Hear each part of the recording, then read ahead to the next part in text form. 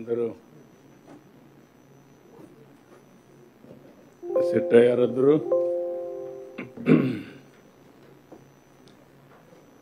అందరికీ నమస్కారాలు. చాలా రోజుల నుంచి అనుకుంటున్నాం, secretaries, head of the departments, ministers అందరం కలిసి ఎప్పటికప్పుడు సబ్మిట్ చేసుకోవాలని చెప్పి. కానీ చాలా రోజులుగా అనుకున్నాం కానీ కుదరలేదు. కలెక్టర్స్ కాన్ఫరెన్స్ కంటే ముందుగా ఈ కాన్ఫరెన్స్ పెట్టాలని చెప్పి అనుకున్నాం. కానీ కొన్ని కారణాల వల్ల ఆ రోజు మనం చేయలేకపోయాం. అదే సమయంలో ఈరోజు ఈ కాన్ఫరెన్స్ యొక్క ముఖ్యమైన ఉద్దేశం గవర్నమెంట్ అనేది ఒకటి, సిటిజన్ ఒకటి. మనమందరం డిఫరెంట్ డిపార్ట్మెంట్స్లో ఉన్న, డిఫరెంట్ హోదాలో ఉన్న, అల్టిమేట్గా లాస్ట్ మైన్ సిటిజన్కి సాటిస్ఫాక్షన్ ఇచ్చే విధంగా మనం చేసే పనులు ఉండాల్సిన అవసరం ఉంది. ఇందులో కూడా short term, medium term, long term sustainability దృష్టిలో పెట్టుకుని మనం పనిచేయాల్సిన అవసరం ఉంది. అవన్నీ కూడా ఇప్పుడిప్పుడు మీరు గుర్తుపెట్టుకుంటే 1.5 year నుంచి మనం కొన్ని సిస్టమ్స్ బిల్డప్ చేశాం, టెక్నాలజీ అంతా కూడా అడాప్ట్ చేసుకొని. దానివల్ల ఇటీవల కాలంలో ఏదైతే సైక్లోన్ వచ్చిందో ఆ సైక్లోన్ని సమర్థవంతంగా టోటల్ టెక్నాలజీని ఉపయోగించుకొని మనం ముందుకు పోగలిగాం. దానివల్ల చాలా వరకు మనకు మంచి ఫలితాలు వచ్చే పరిస్థితి వచ్చింది. అంటే ఇది ఒక ఎక్కడికక్కడ టెక్నాలజీని పర్ఫెక్ట్గా ఉపయోగించుకున్నాం. ఇంకొక పక్కన ఏదైతే సైక్లోన్ని ముందుగానే ట్రాక్ చేయడం, అదే మరి మనకుండే అవేర్ కానీ డేటా కానీ ఇవన్నీ సింక్ చేసుకోవడం, ఇక్కడ సెక్రటరియట్ దగ్గర నుంచి లాస్ట్ మైల్లో ఉండే గ్రామ సచివాలయం వరకు ఇప్పుడు దాని పేరు కూడా మనం మార్చుకుంటున్నాం. ఎందుకంటే విజన్ యూనిట్ కింద వాళ్ళందరూ కూడా ట్రాన్స్ఫార్మ్ చేయాల్సిన అవసరం ఉంది. అందుకే ఆ విజన్ యూనిట్ను కూడా మనం సమర్థవంతంగా ఉండే వాళ్ళందరినీ ఉపయోగించుకున్నాం.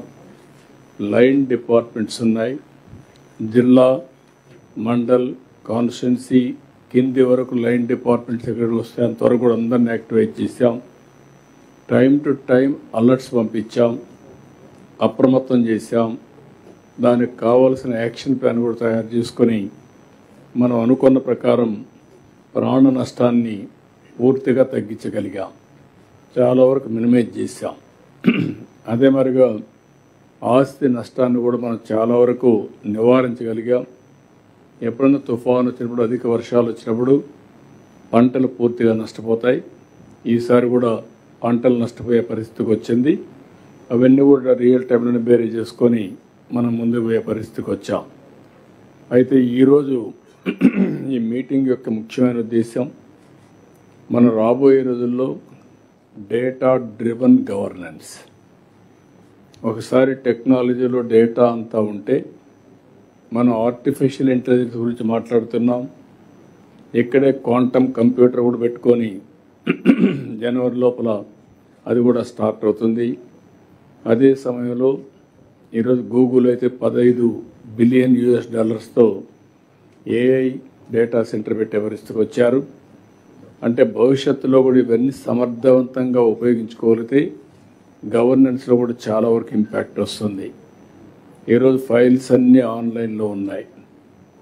కాంప్రహెన్సివ్ ఫైనాన్షియల్ మేనేజ్మెంట్ సిస్టమ్ ద్వారా రిలీజెస్ అన్నీ ఆన్లైన్లో వచ్చే పరిస్థితికి వచ్చింది. ఇంకో పక్కన ఎప్పటికప్పుడు మనకు వచ్చే రెవెన్యూ కానీ ఇవన్నీ కూడా మనం ఇది చేసుకుంటున్నాం.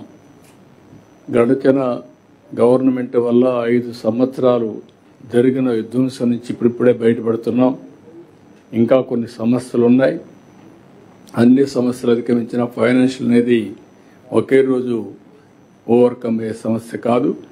దాన్ని కూడా మనం అధిగమించడానికి అన్ని విధాల ప్రయత్నం చేస్తున్నాం. అదే సమయంలో నేను మిమ్మల్ని కోరేది, ఒక విజన్ డాక్యుమెంట్ కూడా తయారు చేసుకున్నాం. 2047 తయారు చేసుకున్నాం. ఇందులో కూడా నిర్దిష్టమైనటువంటి టార్గెట్స్ పెట్టుకున్నాం. ఆ టార్గెట్స్ కూడా ఇయర్ వైజ్ ఏ విధంగా ఉండాలి, అదే సమయంలో దాన్ని బైఫర్కేషన్ కూడా బ్యాక్వర్డ్ ఇంటిగ్రేషన్ చేసి క్వార్టర్లీ ఎట్టుండాలి, మంత్లీ ఎట్టుండాలి, ఇవి కూడా ఒక నిర్దిష్టమైన టార్గెట్స్ పెట్టుకొని ఒక జిఎస్టిపినే కాకుండా కొన్ని డిపార్ట్మెంట్స్ మనం చూస్తే హ్యూమన్ రిసోర్స్ డెవలప్మెంట్కి పనిచేస్తాయి, కొన్ని డిపార్ట్మెంట్ రెగ్యులేటరీ డిపార్ట్మెంట్లుగా ఉన్నాయి, కొన్ని డిపార్ట్మెంట్లు సర్వీస్ స్టాండర్డ్స్ వెల్ఫేర్ ప్రొవైడ్ చేసే పరిస్థితిలో ఉంటాం. ఇవన్నిటిని కూడా ఎక్కువ సిస్టమ్ కరెక్ట్గా ఉంటేనే మనం అనుకున్న టార్గెట్స్ మనం అచీవ్ చేస్తాం. అప్పుడే సస్టైనబిలిటీ ఉంటుంది. దానికోసం నేను ఎక్కువ మాట్లాడకుండా మళ్ళీ ఈరోజు జిల్లా కలెక్టర్స్ని అదే మరిగా డిస్ట్రిక్ట్లో ఉండే అడ్మినిస్ట్రేషన్ కూడా తీసుకున్నాం. ఇంకొక పక్కన వేళ్ళనే కాకుండా ఎక్కడికక్కడ ఒక్కొక్క కాన్స్టిట్యున్సీకి ఒక సీనియర్ ఆఫీసర్ని పెట్టి అసెంబ్లీ వారిగా విజన్ని రియలైజ్ చేయడం కోసం ఒక టాస్క్ ఫోర్స్ క్రియేట్ చేశాం. వాళ్ళు కూడా లైన్లోకి రమ్మని చెప్పడం జరిగింది. ఆ విధంగా జిల్లా కాన్స్టిట్యున్సీ స్పెషల్ ఆఫీసర్ కూడా ఈ లైన్లో ఉన్నారు. ఇక్కడుండే అడ్మినిస్ట్రేషన్ అంతా కూడా ఒక పక్క ministers, secretaries, head of the departments ఉన్నాం. మనందరం కూడా గుర్తుపెట్టుకోవాల్సింది ఒకే విజన్, ఒకే డైరెక్షన్. అందరం కూడా సింక్ అయ్యి ఏ విధంగా పనిచేయగలుగుతాం, సమర్థవంతంగా పనిచేయాల్సిన అవసరం ఉంది. ఆ పనిచేయడం కోసం నేను మిమ్మల్ని కోరేది ఏంటంటే, ఇప్పుడు ఎంతవరకు మనం అందరం అర్థం చేసుకున్నాం, అదే మరి దీన్ని ఏ విధంగా ముందుకు తీసుకుపోవాలి. ఇంకొక పక్క ఆర్టీజీఎస్ గవర్నమెంట్ కూడా ఉంది. ఆర్టీజీఎస్ ద్వారా డేటా ఆర్టీజీఎస్